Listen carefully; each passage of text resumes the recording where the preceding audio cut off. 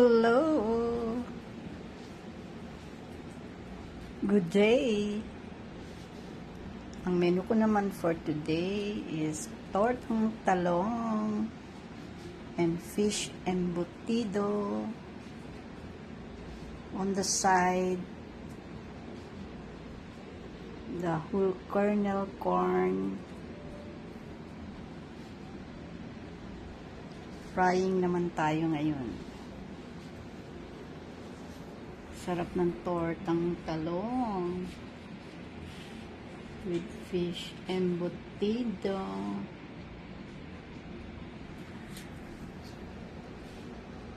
Hindi ko na siya in-slice ng bilog kasi nasisira. Parang kulang siya sa sa flour. Kaya ganyan ang hiwa ko.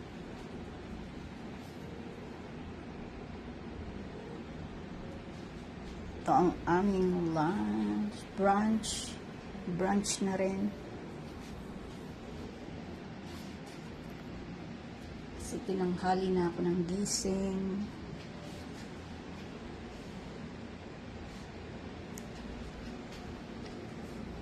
Enjoy!